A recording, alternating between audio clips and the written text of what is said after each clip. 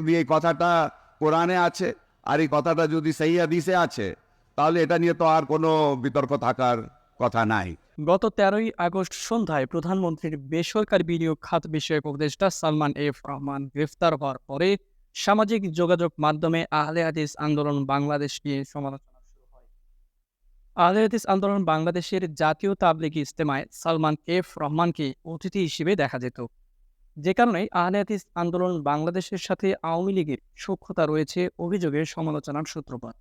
এই অভিযোগের বিষয়ে এবার মুখ খুললেন আহলে হাদিস আন্দোলন বাংলাদেশের হাদিস ফাউন্ডেশন শিক্ষা বোর্ডের চেয়ারম্যান ডক্টর আহমদ আব্দুল্লাহ সাকিব। সালাফে সালেহ সবসময় ভয় পেতেন যে আমরা আসলে আল্লাহ দিনের জন্য টিকে আছি কিনা, নাকি মানুষের জন্য কাজ করছি বা নিজের পরিতৃপ্তির জন্য বা নিজের খ্যাতির জন্য। আহমদ আব্দুল্লাহ সাকিব স্বাক্ষরিত সামাজিক যোগাযোগ মাধ্যমে পাঠানো একটি বিজ্ঞপ্তিতে আহমদ আব্দুল্লাহ সাকিব বলেন, অনেকের ভুল ধারণা রয়েছে যে আওয়ামী লীগের সাথে বোধহয় আহলে হাদিসদের বিশেষ সখ্যতা রয়েছে। এই ধারণার কারণ মূলত জমিয়তের উপদেষ্টাদের মধ্যকার কিছু আওয়ামী লীগের শীর্ষস্থানীয় ব্যক্তিবর্গ এবং আন্দোলনের কিছু প্রোগ্রামে আওয়ামী লীগের একজন শীর্ষ উপদেষ্টা সালমান এফ রহমানের উপস্থিতি। মূলত বাস্তবতা হলো উপরোক্ত ব্যক্তিগণ কোনো আওয়ামী লীগের দায়িত্বশীল হিসেবে নন, বরং পারিবারিকভাবে আহলে হাদিস আকীদা লালন করেন বলেই আহলে হাদিস সংগঠনের সাথে তাদের সম্পর্ক। যদিও এটা সত্য যে নিঃসন্দেহে সরাসরি উপদেষ্টা হিসেবে এমন ব্যক্তিদেরকে কোনো আদর্শিক সংগঠনের সম্পৃক্ত করাটা সমর্থনযোগ্য নয় এবং বিপজ্জনকও বটে। কোনো অবস্থাতেই হারামের সাথে সম্পৃক্ত হওয়া যাবে না, হারাম কথা হারাম আচরণের সাথে সম্পৃক্ত হওয়া যাবে না। এবং দ্বিতীয়ত নিয়তটা খালেস থাকতে হবে। শুধু কার জন্য হতে হবে? আল্লাহর জন্য। আর সালমান এফ রহমান আহলে হাদিস আন্দোলনের কোনো উপদেষ্টা নন, কোনো পৃষ্ঠপোষকও নন।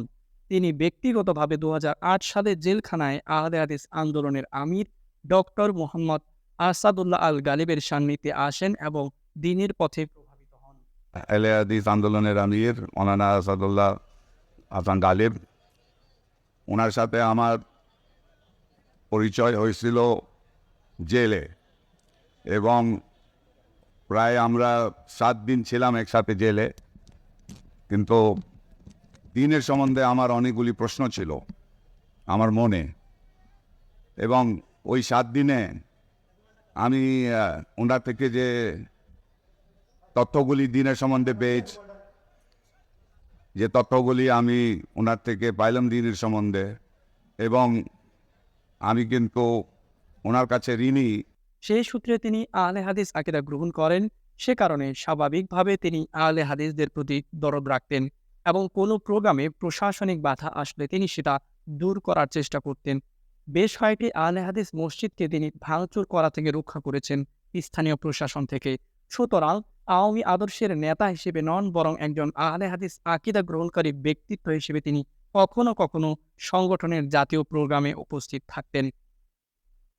অতএব আমরা অনুরোধ করব, কেউ এই ধারণা রাখবেন না যে কোনো আহলে হাদিস সংগঠনের সাথে আওয়ামী রাজনীতি বা আদর্শের সাথে বিন্দুমাত্র সম্পর্ক আছে, বরং সেটার প্রশ্নই আসে না। আহলে হাদিস সংগঠনের সাথে উক্ত ব্যক্তিদের সম্পর্ক স্রেফ তারা আহলে হাদিস পরিবারের হওয়ায় কিংবা আকীদাগত সূত্রে আহলে হাদিস হওয়ার কারণে। আশা করি এরপর বিষয়টি নিয়ে কেউ অনর্থক বিতর্কে লিপ্ত হবেন না। আমি খেলাফত প্রতিষ্ঠিত করব আমার নিজের ক্ষমতার জন্য না, আমার নিজের প্রতিপত্তি বাড়ানোর জন্য না, মানুষের কাছে আমার সম্মান বাড়ানোর জন্য না। আমার উদ্দেশ্য হবে কি? শুধুমাত্র আল্লাহকে রাজি খুশি করার জন্য। যদি এটা করতে পারি, তাহলে আমাদের দ্বারা ইসলামী খেলাফত প্রতিষ্ঠিত হতে পারে, নাহলে হবে না। নাম না জানা একজন আহলে হাদিস সমর্থক অনুসারী এ বিষয়ে লিখেছেন, হানাফিদের বিভিন্ন প্রোগ্রামে আওয়ামী লীগের নেতাকর্মীদের দাওয়াত করা হতো, তারা উপস্থিত হতো। সাবেক সরকার প্রধানকেও কওমি জননী উপাধি দেওয়া হয়। এই 14 লক্ষ শিক্ষার্থীর জননীর ভূমিকা আপনি পালন করেছেন।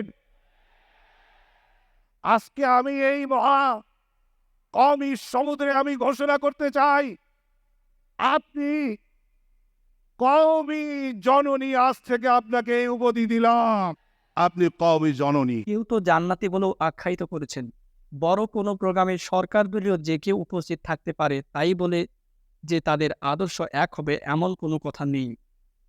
মাননীয় প্রধানমন্ত্রী, আপনি একজন জান্নাতি মানুষ। যারা সালাফি আহলে হাদিসদের নিয়ে অপপ্রচার চালাচ্ছেন, তারা প্রকৃত অর্থে সত্যকে চাপিয়ে রাখতে চায়।